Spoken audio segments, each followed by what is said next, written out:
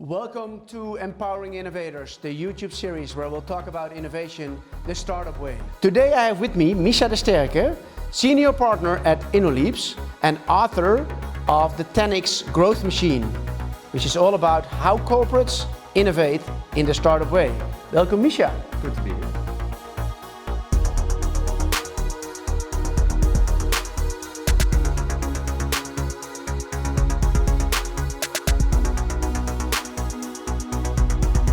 So if you, let's say that you've defined a portfolio of new ideas and business propositions, opportunities, business models, what's then the next step? Once you've defined that and they are closely tied to your strategic ambition as a company for the next 3 to 5 years, what is then the next step?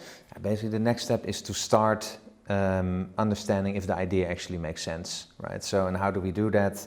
Is basically you need to start validating certain assumptions in the idea. It can be by interviewing the customer, it can be by launching certain experiments, but you need to start de-risk and validate, let's say, the biggest assumptions around this idea to think, does it actually make sense? If you invalidate your biggest assumptions in the idea, so what if we think plant-based protein will be the biggest thing in the world, and we talk with 20 people and actually nobody's still using it, then we need to think again. Let's try another one. But do customers always know what they need or what they want? No, we can ask them what they do. So I think that's what is always what you see with, there's also the myth that Steve Jobs didn't do any market research. Well, he did do it, but he didn't do it in a way that maybe now is more common to do, so that we ask people about future behavior or do you like this product? What would you do if that product would be in the market, etc. Instead, we focus on the job to be done, right? And the job to be done is we need to get food in our belly. We need to feed our children. Now, how can we improve that? And that is where new business models and technology come into place. So people do not always know the solution, but they do know what they need to achieve, right? And it's up to the innovators to come up with great solutions to make their life and their job easier. Yeah. So you run hundreds, if not thousands of experiments validating your assumptions. Yeah. How do you do this? Do you do this online, offline? Yeah, I mean, it's a step-by-step process, right? So it's starting with understanding the customer. So we need to very pragmatically go outside the building, right? And start talking to our perceived customer and understanding their behavior around the theme that we're talking about. Yeah. So it's about food, you talk about them.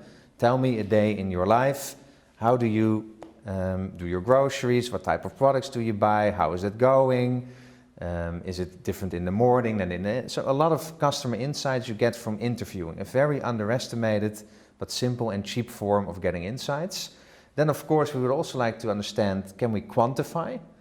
So it's of course interesting that we talk to 20 people, but it doesn't tell us anything about scale. Right. So are these insights on a qualitative level scalable in one market or maybe 2, 3 markets? So it's understanding the customer, understanding their problem, and then understanding if the problem is big enough to be solved. And then we go into the next phase. So let's say if we have some green checks on that, let's move to the next part, is that we start creating, of course, solutions.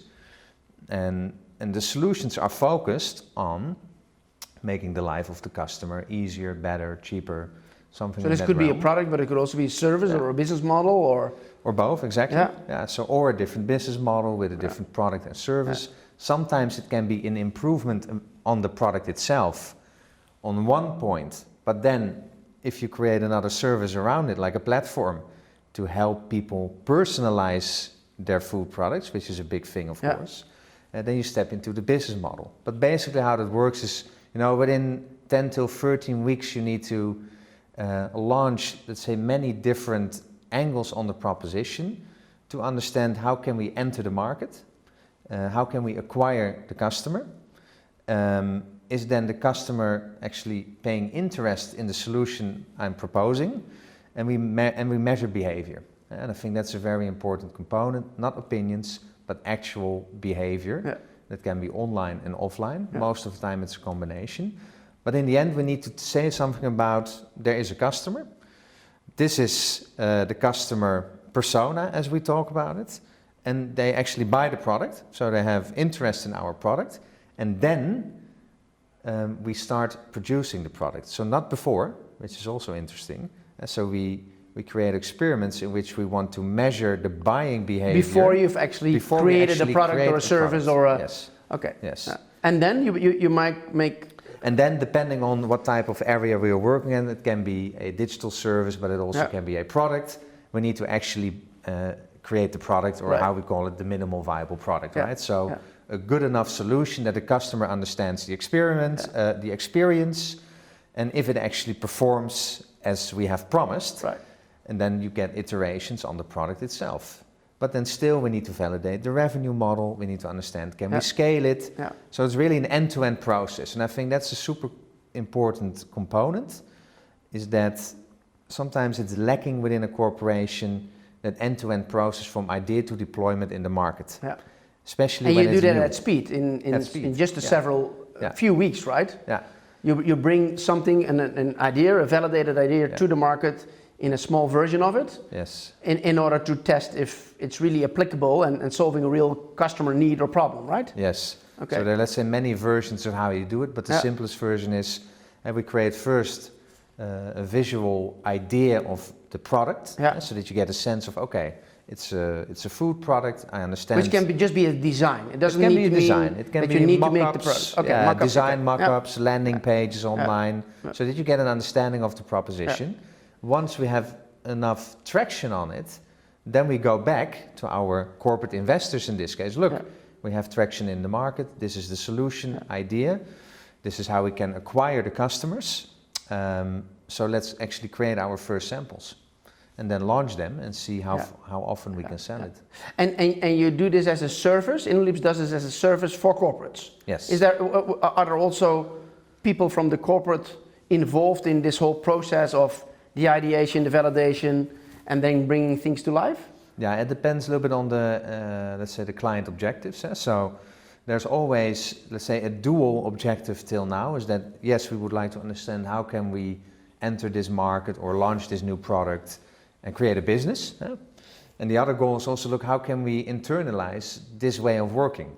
Rapid prototyping, growth hacking, you know, all the buzzwords that are out there. How can we internalize this? So depending on these objectives, we can work together with the client, that the client joins us, the Innoleaps growth team, right? And that we combinedly, combined work together on building and launching the product. And they learn from us how that actually works. And the biggest mistake there, in my opinion, is that people think it is a repeatable process. Well, it is a process, but at a certain level. So the team is challenged every day by making a lot of decisions. Are we going to do this experiment, that target audience? Can we make this product? Day by day, a lot of decisions to be made.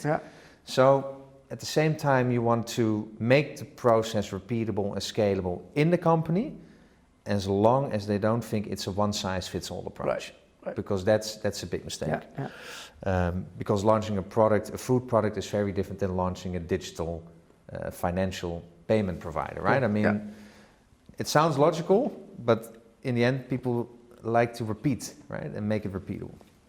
Hey, what's the role of C-level in this process? I mean, obviously, there needs to be funding coming from a corporate to launch these new propositions, at least to test them, to validate them, to build the first MVPs, to launch. What is the role? How does the communication go, and how do you leverage what they have, these large corporations, in their core, but not let it slow you down where you're working on with the growth teams to create future growth? Now, let's say on a venture level, so the teams are working on ideas. It's not so much that C-level is really involved to understand, look, which experiment did you do and how does it work? But at the end, everybody's looking up, right? So in a corporate environment, there is a hierarchy, there are the bosses, right? And in the end, it's that simple that if they don't support a disruptive venture, and I talk about disruptive ventures here, there is no reason to start. I would not even start if you don't have that C-level support and protection, because I think a classical example is Nespresso, right? I mean, that Nespresso was really under the wings of the CEO in that time to protect it. Otherwise, it would probably not be alive. What does protection mean in that case? Make sure that it will not dry up of funds, for example. Or that it have access to the right intelligence within the company. So it's about resource allocation in the end. That's the biggest bottleneck. Can we put person A on this project? Can we reallocate that person from R&D to help? And that's the whole dilemma, because people in the business are already working on X amount of projects, and then suddenly comes, look, we take you away and put you there. And then the manager of that team is, of course, what the hell is going on here? But that's why the whole idea is that the resource allocation process is actually managed at one point, if it's about disruptive innovations, by a venture board. By a venture board? Yeah. What does the venture sort of board a small delegation of senior executives that are committed and passionate about the businesses that we would like to build. I think that's, of course, from a mindset perspective, very important, but also help and make sure that the team has access to the right type of resources, the right people, the right capital to scale at one point. And you cannot, if you do not manage that proactively, it will not happen. So you actually are training or coaching C-level on their role in such a venture board in specific sessions to make them understand what their role actually is, what kind of questions that they should ask, how they should support.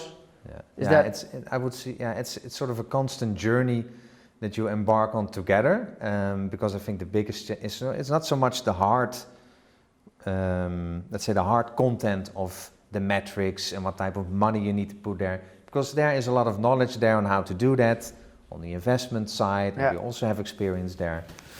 So, but I think the biggest challenge is on behavior, and I think can you give an example what you mean by that? I think the executives are well aware of their importance in the company, right? And they have sometimes a style of managing a company which is not always beneficial to run a new venture. So for running a new venture, we really need to empower the team on the ground to make decisions themselves and build that business, and not to intervene too much on that level. And that's, of course, so the role of a stakeholder in this case is very different. It's almost like looking at it from an investor point of view, like a VC would invest, more like a coach, right? Compared than running the daily P&L of your company.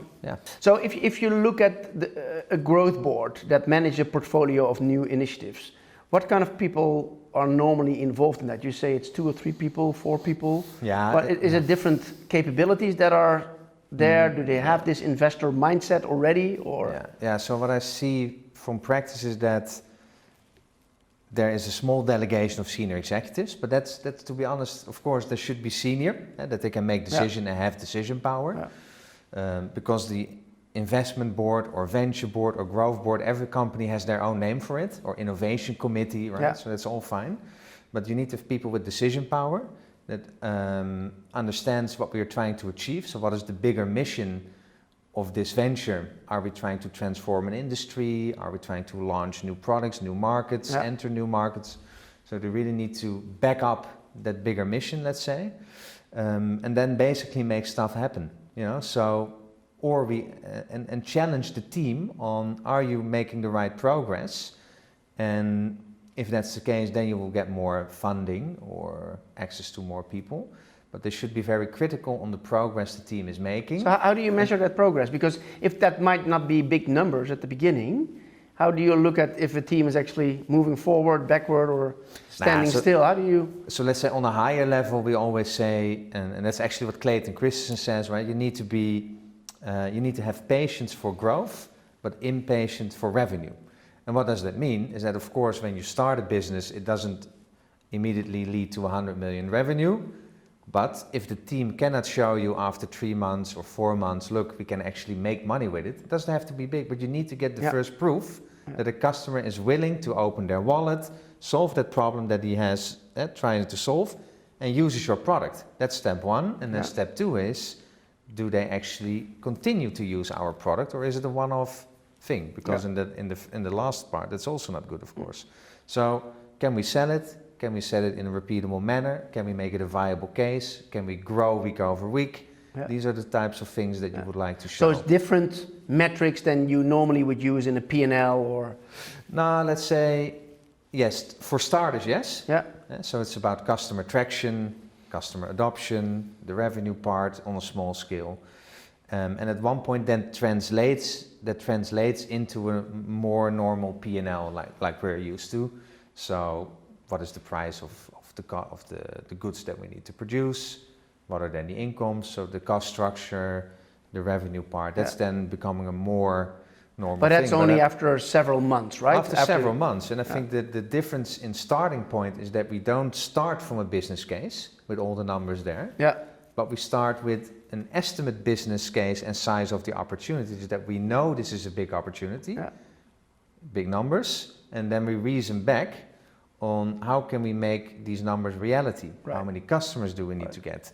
What is the revenue model? And so you work towards an estimate business case instead of using that as the starting point, because then it becomes tricky.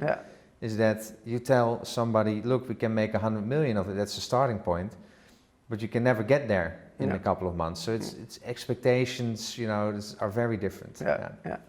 If you then look, let's say that you found out that there's a certain problem that needs to be solved, you have your first customer traction, and then a team goes with you to C-level to say, hey, now we need 500K, a million, multiple millions in funding. How does this work? Do you then immediately, like a VC, deploy that money? Is it already available, or does that lead to a lot of discussions and another 2-3 months before that commitment is there? What is the optimum scenario, and what do you encounter mostly? So you have a realistic scenario and the scenario that you would like to work towards with. And of course, we would like to work towards a system that can systematically go from idea to scale, with the right people making the right decisions, have pre-allocated capital when you are successful so you can actually scale. That's of course not the starting point. So the starting point is most of the time we have an idea, looks like it's a cool idea, can we accelerate this? Right. And then a lot of things are not in place yet. So who is actually making the investment decisions? Why is this person making the investment decisions? Based on what type of metrics are we making the investment? So that's still very vague in most of the situations. So we need to work on these 3 levels, get alignment on how does success look like and how do we measure it? How is that end-to-end process looks like? So you manage expectations per phase. You try to get, of course, the idea in, which is called metered funding, right? Is that if you hit your milestones, there should not be a discussion about you get funded, but you get it. But of course, it's already that's not available. reality. In principle, it's already available. Like you have a fund, right? There is money in it. There's money already. But that's also most of the time not the case. So we need to work on all these things together in order to go to scale. And I think we can all launch MVPs, which most of the companies are already sort of experimenting with, or maybe even done this on scale, that could be. But how many of these innovations really scaled? And I think that's the biggest bottleneck, because when you need to scale, you need to have more access to the people, you need more people, you need to build a team, you need to get serious money in because more marketing budget, etc., etc. And then of course you have a dilemma, because that new venture looks interesting, but it's still small. It's still small at that point. So we ask you... which is the case with almost every startup, right? With these different disruptive ventures, let's say. But any startup also, it's always small. There's no startup that goes within 12 months to 100 million revenues, right? Yeah. So what is then the difference between investors that come really from a VC angle, that are able to say, okay, I'm going to put 20 or 25 million because I feel that the metrics are right, and these guys can scale up faster if I deploy that, compared to a corporate where there is probably more risk aversity. Yeah, right. And that's what I meant when we talked previously about this. How do you help these people make investment decisions? I think the biggest challenge is not so much on the metrics and the money, because the metrics are known, the money is there. Yeah. But more on this mindset, right? So when do you make a big move? What is holding you back from making that big move? Because the thing is also that a startup, of course, in the classical meaning of it, needs to win in the market. Build a better product, go faster than the other ones. But a corporate startup or corporate venture needs to win in both worlds. So you need to win in the market, but also in the corporate environment. So you need to align with the stakeholders, get the people on board. So it also requires a lot of, let's say, influential massaging and capabilities for that person that leads it to make sure you get the hands on each other to fund it. Now, and ideally, at one point, you grow to a certain maturity level that you have this investment board, growth board, that is well aware of that they are dealing with a very different beast, innovation, startups, and not the executing business, and that there's a different way of funding and judging these. But that's a journey, so that's why you embark on a journey with your client, because you're not there in week one, you're also not there in year one, but maybe in year two, they start getting the idea because they see all these pitches. The ones that started in year one are actually maybe getting to a certain scale, so you can also prove, hey, it actually works. We can actually get to a larger size of revenues. So you need to have all these things in place, create success, create alignment, having the right people at the right moment, in the right room, right? So all these things are so important. So it's a journey.